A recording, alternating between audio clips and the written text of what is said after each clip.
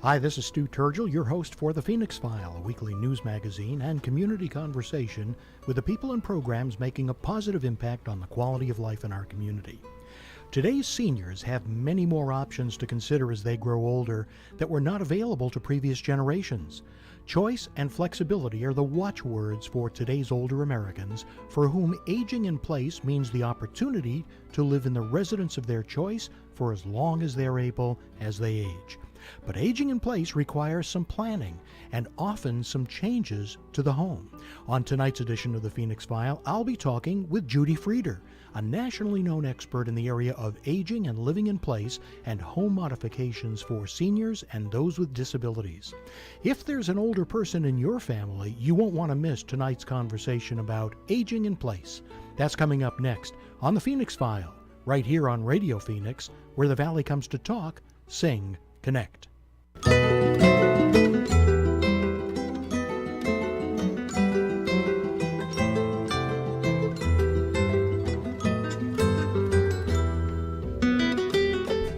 Good evening, I'm Stu Turgel, your host of the PHOENIX File, a weekly news magazine that features the people and programs making a positive difference on the quality of life in the Valley of the Sun. Well, the way in which Americans are aging and the choices that are available to them regarding where they'll live in their golden years has been changing for many years, but the rate of change and the number of available options is not slowing down for seniors and those who care for and about them. On tonight's show, we'll be exploring the topic of aging and living in place with my guest, Judy Frieder, a nationally known expert on this subject. Judy is also an expert on home modifications for seniors and those with disabilities.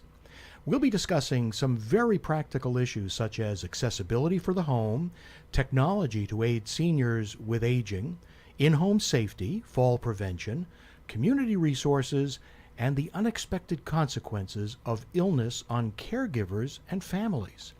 Judy is a graduate of the University of Colorado. She's associated with the National Aging in Place Council, a national network of professionals from the private, public, and nonprofit sectors. And they help families plan for future housing and care needs. When it comes to home modifications, she's one of the most experienced and highly credentialed professionals in Arizona. Judy is a certified environmental access consultant, a certified senior advisor, a certified living in place professional, and she has an executive certificate in home modifications from the University of Southern California.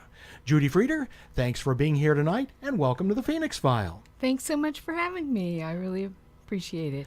Judy, let's start by having you tell us what is meant by aging and living in place and what the demographic trends are that suggest that the subject of aging and living in place is becoming such an important conversation to have. Well, in order to do that, I'd like to share some statistics with you that would set the stage for it. In 2011, the first of the baby boomers turned 65 years old.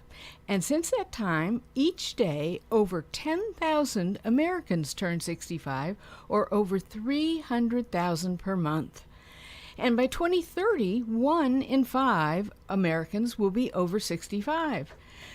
And also from 2010 to 2050, the number of persons over 80 will double to almost 90 million, according to the U.S. Census Bureau. So you can see that this is a very important issue. It's important that the population is growing. It's a very timely issue, and we're going to get right into it. But before we do, I want to ask you how you got interested in this field. It actually was kind of a fortunate accident. I had a construction company, and when I closed the construction company, I went to work for Ability 360, which is the independent living center in Phoenix. It is the largest independent living center in the country and provides a variety of services that help people become independent, stay independent, and they do the home modifications in Maricopa County for a variety of different entities. And in doing so, they do the Arizona Long-Term Care modifications, which is the Medicaid modifications. They do all the ones for people who are on access to keep them independent in their homes as long as possible, as opposed to having to go to a much higher level of care. We had Phil Pangrazio on the show many months ago, the CEO at Ability 360, and we learned a great deal about his extraordinary organization, the one that you just described and you were affiliated with. We never really got into talking about home modifications that night, so I'm glad that you're here and we can talk about it this evening. You're really an expert when it comes to the subject of home modifications, so help us better understand what this means and how you assess a home and make recommendations about physical changes that may need to be considered for an older person or someone with a disability to be able to remain in their home. It's a totally individualized process and depends on the person. It's as simple as someone who perhaps has had an accident and is still in a rehab facility and is not able to return to their home without, say, a ramp so that they can get back in the house, which someone never thinks of until that situation happens. Or it's thinking ahead for some kind of aging in place or living in place where you want to take and look at the house through different eyes and start to think about, as you become less capable of doing the things that you were able to do in the past, what changes would make it easier for you to continue to live in your current home. Some of those things could be changing climate controls, putting in bigger numbers so that you can see it. Maybe pull out shelves in your kitchen so that you can more easily access your pots and pans. Maybe push button door openers for your front door if you're having difficulty with your mobility of your hands. Perhaps if you have steps, perhaps, and they're very, very steep, perhaps a stair lift or a ramp so that you can get in if you're now needing a mobility assistive device like a walker. Perhaps transfer non-skid strips in the bathroom to prevent falling. Grab bars are always a very good option. The bathroom is the most dangerous place in the house for falls. Because it has water and that makes it slippery and people are struggling in the bathroom. Right, and one of the most simple things are offset hinges, which can add as much as 2 inches to a doorway without taking off the door. It just makes it open out more widely and then enables a walker or a wheelchair to come in through a wider doorway. What other kinds of things do you do in bathrooms? In bathrooms, if someone becomes incapacitated totally and needs caregiving help, we can go in and in the space where there is a bathtub currently, we can pull that bathtub out. Because they wouldn't be able to step over the right. edge of the bathtub. It's usually a 16 or an 18-inch tub. And we would take that bathtub out and we would put in a shower with no lip over it so that people can just be rolled in perhaps in a shower chair if they are unable to now walk. And that might even work, I suppose, for somebody who isn't in a wheelchair but who has difficulty stepping over that 16 or 18 inches. Exactly, because that's the place people tend to have the most difficulties and the most falls. Right. So in addition to physical changes to the home, there are all sorts of items and equipment and devices that make it easier for an older person or someone with a disability to remain in their home. Some devices and tools can be expensive, and some of them are rather simple and very affordable. Why don't you share with us some of the examples of the aids that make aging and living in place possible?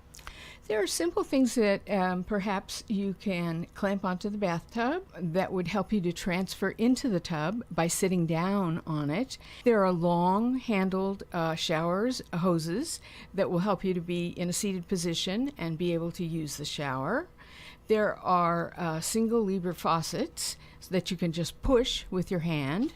There are doorknobs that you can just push with your hand and that make it easier if you have arthritis in your hands. There's just a variety of things of that nature that help an older person. So there's a host of items out there that are available in durable medical equipment stores or medical supply houses. You can find them online in catalogs and so forth. But people probably aren't aware of the fact that they may need these things or what some of of these devices can do for them. Right. Yeah, there are devices that will help you reach things from higher levels of a shelf in the kitchen. Or There are long reachers that sort of grab things for you, and they have a big handle that you grab onto. There are devices to help you perhaps put on your socks or to pull up clothing, trousers, and so forth, if you can no longer bend over. There's just a variety. There are big handles on spoons and silverware, and there are some that even stabilize people who now have some kind of a tremor. It balances for the tremor so that you don't spill your soup anymore. So everyone has a different set of needs, and between construction or renovation, which can be fairly significant, not only in terms of cost, but just the work that has to be done, and all of these devices, there's a whole plethora of things that can make it easier for somebody to live in their home rather than having to immediately be faced with moving to, say, an assisted living facility. Yes, there are. And so that's the object, is for them to be able to age and live in place. Arizona is one of the few states I know that provides home modifications to help keep people independent in their homes at the lowest, least restrictive level, instead of having to go to a higher level of care, such as an assisted living facility. Judy, tell us a little bit about the programs that are available to elderly Arizonans. Arizona is remarkable in that regard. Under Arizona long-term care or Medicaid, home modifications are covered, and you're assigned a case manager who, under Access, will call Ability 360, and within 14 days, someone has to come out and evaluate the home, take pictures, take measurements, and see if there's something that can be done, either durable medical equipment that would help you or construction, and whatever would be the most appropriate, and make recommendations to the case manager, and then they will approve something that would be of assistance to you and keep you independent. There's also many cities that have programs to assist low-income people. I know Glendale, Peoria, I believe Mesa still has a program. I know Phoenix has one. And those mostly also go through Ability 360. If you call the Ability 360 information phone number, they have all that information. They have an information and referral person. But they're the kind of an organization, and there are others as well, that will do a complete assessment. They'll look at the individual and what their needs are. They'll look at the environment that they're living in, and they'll put together a plan. And it's a plan that will work uniquely for that individual, and that's great. I know that one of the big problems that seniors face in their home is a problem for elderly, and that's falling in their home, falling anywhere, but falling in their home. How big an issue is this, and what can be done in the home to prevent falls and make the home safer? It is amazing what a huge problem falls are. Every year, 1 out of every 3 people over 65 will fall. And among older adults, falls are the leading cause of both fatal and non-fatal injuries. And as a result of a fall, approximately 30% of people are hospitalized. 60% of all falls occur at home. Well, what are some of the things that can be done to help prevent falls from taking place? Well, there's a variety of things that you can do. Someone can come in and assess and look at things. Throw rugs are very, very dangerous. They're pretty dangerous. Yeah, and people don't realize that. You know, people start to not be able to lift their feet as readily when they're older, and they shuffle and they trip over the throw rugs. Often there are extension cords, there's clutter, there is poor lighting. And a night light will make a huge difference. People get up at night and they're in a hurry to go to the bathroom and they fall. And that's a huge issue. But there are ways of preventing these falls, and obstructions and slippery rugs and water on the floor and extension cords and all kinds of other things. These are the things that somebody who does what you do and lots of other folks can come in and take a look and make some handrails. Make some recommendations like handrails and whatnot. Well, that's great. We're going to take a short break for some messages and then more of my conversation with Judy Frieder about how seniors can age and live in place.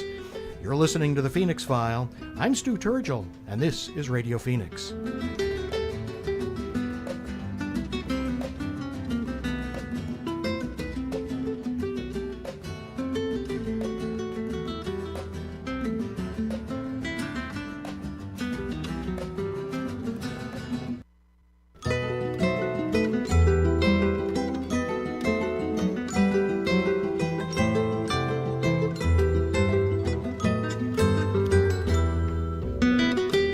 Welcome back to the Phoenix File. I'm your host, Stu Turgel, and my guest tonight is Judy Frieder. And now more of our conversation about aging and living in place. Judy, I know that there are many advances that have taken place in technology that assist people to age in place. Can you share some of this new and emerging technology and how it allows people to be home alone, but not really alone? Yes, it's very, very exciting. There are sensors now that can be placed in the home that will alert caregivers of activity in the house. So if a person usually is moving around the house and there's a stop in movement, these sensors will notify the family or the caregiver or someone, and someone will immediately be able to check and see what's happened. It will even broadcast heart rate and pulse and all kinds of data so that if there's a problem, everyone's aware immediately. There's fall detection pendants that will call by themselves. It will not rely on the person calling. So you don't have to press the button and say, I've fallen and I can't get up, but right. they do these automatically. Right. That's great. Yeah, and there are medication reminder boxes, there are pill dispensers, there are It's a whole range of things. a whole range of things, Good. and it's not all that expensive. Are there some available community resources to help people as they age? What should seniors and their family members and friends know about public or private programs that can assist a senior to age and live in place and do so with dignity? Because I think that's an operative concept, isn't it? We want people to not only be able to live at home, but also to live at home with some dignity. Yes, there are tremendous resources in the community. There are paid resources, and there are resources for people who don't have the availability to pay for them. There are medical and non-medical caregiving services, which provide help with all kinds of different things like cleaning, meal prep, nursing care, speech therapy. An example of that would be Cypress Home Care in the community. There's also community agencies. An excellent one that's free of charge to everyone is Duet, and they have been around forever and ever. They will do all kinds of things like taking you grocery shopping. They'll provide transportation to medical appointments. They will actually just do visiting if you're homebound and lonely. They will provide computer assistance. They will do simple things like changing light bulbs since it's dangerous to get up on ladders. They will help you with your paperwork. They'll do little tiny handyman jobs. And those services from a place like Duet, and there are other organizations as well, they're free. They are. They will even do home safety assessments, Duet. So they are just a wonderful resource. So there's medical and non-medical outreach, services that come into the home and provide either medical care, therapies and whatnot, provide prescription medications and infusion therapy and all of that. But then there's a variety of other kinds of services, as you were mentioning, that do all kinds of activities of daily living and chores around the house, some of which are paid services, but some of which are free services. Yes, and there's another really good tip. Ability 360 has the contract with with Maricopa County, and if you're a family member, you can get trained as a caregiver and get paid to be a caregiver. Wow. Through Ability 360, and then be a caregiver to a family member. So that's something to look into as well. One of the most frightening things facing many older Americans is the horrible disease that we hear about known as Alzheimer's, which is one of the leading causes of death in the elderly, and particularly for the elderly in Arizona. I read that it's the fourth leading cause of death for seniors in Arizona. Are there some particular resources available to deal with Alzheimer's and other dementia-related conditions? The best place to start is the Alzheimer's Association. They have people who will help you find resources. They have support groups, which is very important for family members because Alzheimer's is a progressive disease and it can be very frightening for those who have not had any exposure to it. The person with Alzheimer's begins to act very differently and very frightening, and their reality is very different from what the reality is in the world. And so going to one of these groups will help you to understand what's happening with your loved one. Now, there are other support groups also that we should be aware of for seniors, if we have seniors in our family, other support groups that can be helpful to them and to their caregivers, whether those caregivers are family members or friends. There are. Most of the disease-specific organizations have support groups, and they're extremely helpful. The Multiple Sclerosis Society has one, and they have national telephone hotline that will help you find resources. The Traumatic Brain Injury, TBI, the Stroke Association, the American Cancer Association, every disease-related association almost has a hotline and support groups, and they are a wonderful place to start for looking for resources and information and help. For all the various ways that we've discussed tonight that enable people to age and live in their home, there may come a time when that just isn't possible. How do family members deal with that very difficult decision of their loved one perhaps no longer being able to remain in their home, but needing to move on to an assisted living or possibly even a skilled nursing facility? There are some signs that you need to look for, and there are people who can help you with it. There are geriatric physicians who can help evaluate your loved one. And some of the things that you begin to look for are signs of clutter around the house, things getting dirty, your loved one not eating the food going bad in the refrigerator, they're neglecting their personal care, they're not taking a bath anymore. Perhaps they're leaving the stove on and, burning the saucepan. Just things that are dangerous and are overall cognitive decline. You're noticing differences and they're becoming so serious that you're worried. And if you take them to someone who specializes in geriatrics, they can do an evaluation and begin to help you with that process. What kind of a person would that be? A geriatric physician or a psychiatrist who does evaluations of cognitive functioning.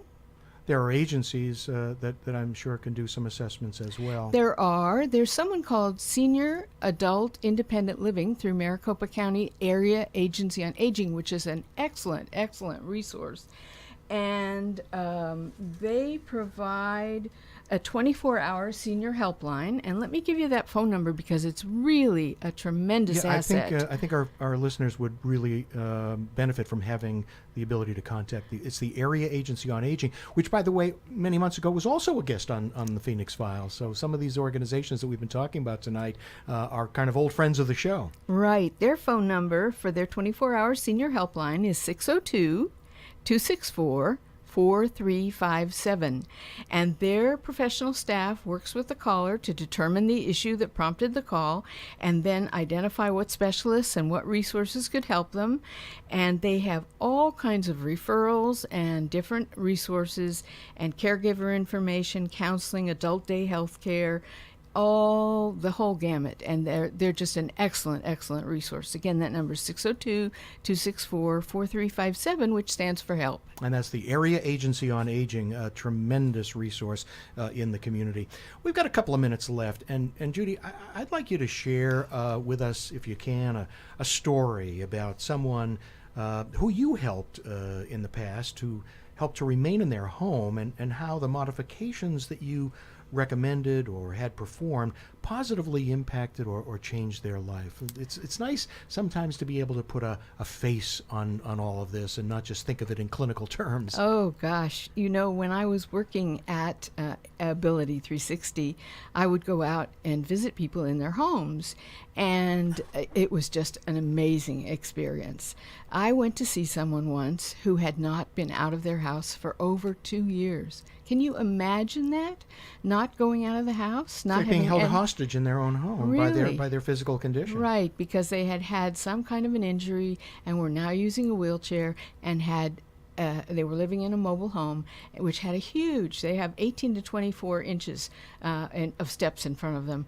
And we put a ramp in through the low-income program, and were able to free this person and get them back out into the world. It was just amazing. Probably lots of stories like that. Oh, absolutely. There were people that I would go to see when they were still in rehab in the nursing home after perhaps a stroke or a spinal cord injury, car accident, who could not go home. There was no way to get back in their house. So their home modifications are just a huge piece of making people's lives so much better and so much more livable. Judy, you have a wealth of knowledge, experience, and information, and we could have talked about this for much longer. Before we wrap up tonight, if people want to reach you to ask some questions about what we discussed tonight and the whole issue of aging and living in place, how do they get in touch with you? My email address to reach me would be aginginplaceconsultant@gmail.com. That's aginginplaceconsultant@gmail.com, and I'd be happy to answer questions or provide resources or just, confirm anything that people need to know. Great.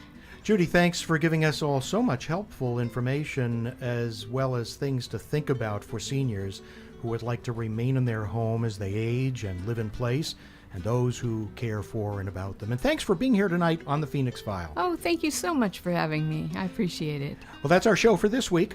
Thanks again to my guest tonight, Judy Frieder, a real expert when it comes to seniors, home modifications, and ways for older people to age and live in place. Join me next Tuesday at 6:30 when my guest will be Angela Huey of One Community. Until then, thank you for listening to the Phoenix File. For Radio Phoenix, this is Stu Turgel.